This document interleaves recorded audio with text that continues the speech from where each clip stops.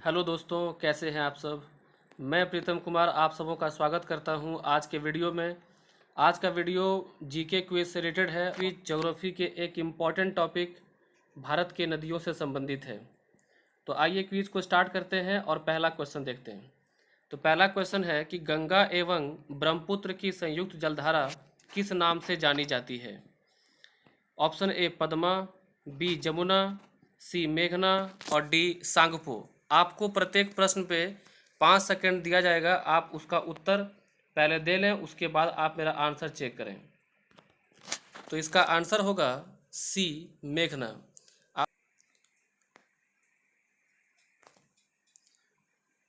अगला प्रश्न है, सुंदरवन डेल्टा का निर्माण कौन सी नदियां करती हैं। ए गंगा, बी ब्रह्मपुत्र, सी गंगा ब्रह्मपुत्र और डी नर्मदा तापी। तो इसका उत्तर होगा गंगा ब्रह्मपुत्र। गंगा ब्रह्मपुत्र जिस जगह पे मिलता है उसके बगल में आपका जो बांग्लादेश इलाका पड़ता है, तो आपका सुंदरवन डेल्टा का 2/3 हिस्सा बांग्लादेश क्षेत्र में पड़ता है। और सुंदरवन डेल्टा इस पूरे विश्व का सबसे बड़ी डेल्टा है जिसमें मैंग्रोव वन पाया जाता है, जो बहुत ही फेमस है। आप जानते हो कि बंगाल टाइगर पूरे विश्व में सिर्फ वेस्ट बंगाल के पास पाया जाता है और वो बंगाल टाइगर सुंदरवन डेल्टा में ही पाया जाता है। अगला प्रश्न, विश्व का सबसे बड़ा नदी द्वीप माजुली का निर्माण करने वाली नदी कौन सी है या नदी है। ए कृष्णा, बी कावेरी, सी गोदावरी और डी ब्रह्मपुत्र। तो इसका उत्तर होगा डी ब्रह्मपुत्र। हमारे भारत में एक राज्य है असम। असम में यह द्वीप पड़ता है और यह काफ़ी फेमस है। कई बार बीपीएससी एग्जाम में पूछा जा चुका है और भी अन्य पीसीएस में, तो इसे आप ध्यान रखेंगे। अगला प्रश्न, निम्नलिखित में से कौन सी नदी दक्षिण से उत्तर की ओर प्रवाहित होती है। ए गोदावरी, बी कावेरी, सी कृष्णा और डी बेतवा। दक्षिण से उत्तर की ओर, तो आपको ध्यान रखना है कि गोदावरी, कावेरी, कृष्णा ये सभी दक्षिणी नदियां हैं, दक्षिण भारत की नदियां हैं, जिसे प्रायद्वीपीय नदियां भी कहते हैं। तो इसमें बेतवा यह नदी है, इसमें यह बेतवा नदी है जो कि दक्षिण से उत्तर की ओर प्रवाहित होती है। तो दोस्तों अगला प्रश्न है क्वेश्चन नंबर 5, निम्न में से किस नदी को बिहार का शोक कहा जाता है। ए गंडक, बी कोसी, सी सतना और डी सांग। इस सही इसका उत्तर होगा कोसी। आप जानते हैं कि बिहार में पिछले कुछ वर्षों पहले कोसी नदी लगभग प्रत्येक वर्ष या फिर साल दर साल अपने रास्ते को बदलती रहती है। इसलिए इस नदी को एक और नाम से जाना जाता है कि सबसे अधिक अपनी दिशा को परिवर्तित करने वाली नदी कौन सी है, तो वो है कोसी।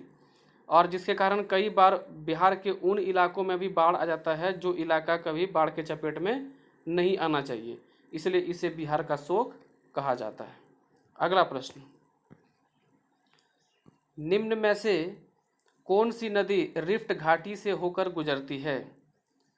ए गोदावरी, बी तापी, सी कावेरी और डी कृष्णा। तो इसका सही उत्तर होगा तापी। तापी और नर्मदा दो ऐसी नदियां हैं दक्षिण भारत में जो रिफ्ट घाटी से होकर गुजरती है। अगला प्रश्न है, दक्षिण भारत की सबसे लंबी नदी जिसे दक्षिण भारत की गंगा भी कहा जाता है या कहते हैं। Option A Godavari, B Krishna, C Kaveri और डी नर्मदा। तो इसका सही उत्तर होगा गोदावरी। अगला प्रश्न, निम्नलिखित में से कौन सी भूमि बंधित नदी है। ए तापी, बी कृष्णा, सी लूनी और डी नर्मदा। भूमि बंधित का मतलब होता है, भूमि बंधित का मतलब होता है जो कि समुद्र से ना मिल करके भूमि में ही आकर के खत्म हो जाना, समाप्त हो जाना। तो उसका ऑप्शन होगा सही उत्तर लूनी। अगला प्रश्न, अगला क्वेश्चन दोस्तों, तो अगला प्रश्न है, निम्नलिखित में से वह नदी कौन सी है जिसका उद्गम भारतीय क्षेत्र में नहीं है। ए महानदी, बी ब्रह्मपुत्र, सी रावी और डी चिनाब, ये चिनाब होगा, गलती से ये चुनाव लिखा गया है, ये चिनाब होगा। तो इसका सही उत्तर होगा ब्रह्मपुत्र, क्योंकि ब्रह्मपुत्र जो है तिब्बत से होकर गुजरती है, तिब्बत से निकलती है और उसके बाद यह आपका आसाम होते हुए आपका भारत क्षेत्र में प्रवेश करती है। अगला प्रश्न, अगला है लूनी नदी किस स्थान पर जाकर समाप्त हो जाती है? ए गंगा मुहाना, बी केरल का समुद्री तट, सी कच्छ का रण और डी गोदावरी का मुहाना। तो इसका सही उत्तर होगा कच्छ का रण। अगला प्रश्न, निम्न में से किस स्थान पर भागीरथी और अलकनंदा मिलकर गंगा बन जाती है? ए कर्णप्रयाग, बी देवप्रयाग, सी रुद्रप्रयाग और डी गंगोत्री। तो इसका सही उत्तर होगा देवप्रयाग, जो उत्तराखंड में है, उत्तराखंड में है। तो ये क्वेश्चन आप याद रखिएगा, ये कई बार क्वेश्चन पूछा जाता है, इसको आप ध्यान से याद रखिएगा। अगला प्रश्न, सिंधु नदी का उद्गम स्थल कौन सा है? ए रोहतांग दर्रा, बी शेषनाग दर्रा, सी मानसरोवर झील और डी गंगोत्री। तो इसका सही उत्तर होगा मानसरोवर झील, जो कि तिब्बत में पड़ता है। अगला प्रश्न, अगला प्रश्न है निम्नलिखित में से कौन सी नदी विंध्याचल तथा सतपुरा पर्वत श्रृंखला के मध्य से होकर गुजरती है?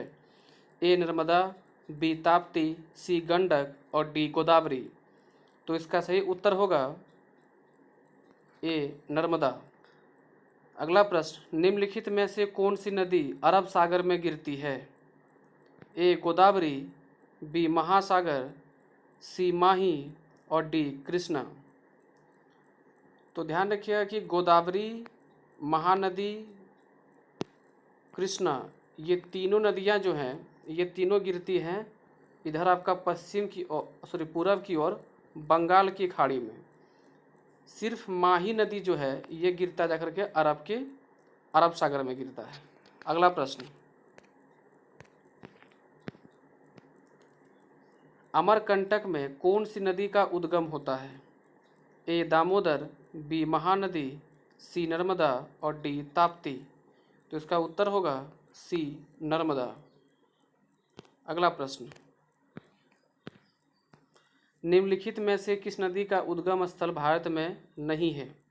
ए व्यास, बी चिनाब, सी रावी और डी सतलज। तो इसका उत्तर होगा डी। अगला प्रश्न है निम्नलिखित में से भारत में तलछट को प्रवाहित करने वाली प्रमुख नदी कौन सी है? ए ब्रह्मपुत्र, बी यमुना, सी गंगा और डी सिंधु। तो इसका सही उत्तर होगा ए ब्रह्मपुत्र। अगला प्रश्न, निम्नलिखित जोड़ी पर विचार कीजिए। एक और आपको सहायक नदियां दी हुई हैं और दूसरी और उनके मुख्य नदियां, और आपको बताना है कि इन सभी कूटों के अनुसार से कि कौन इसका सही आंसर हो सकता है।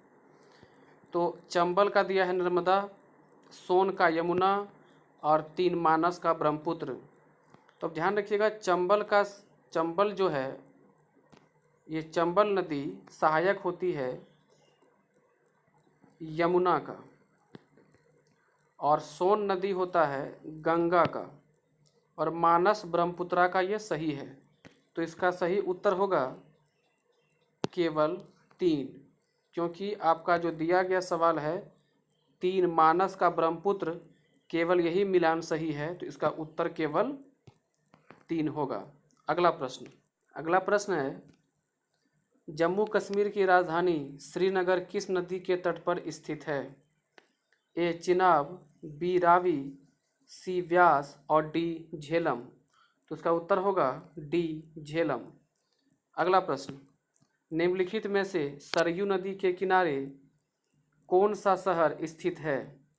ए पटना, बी इलाहाबाद, सी अयोध्या और डी वाराणसी। तो इसका सही उत्तर होगा सी अयोध्या।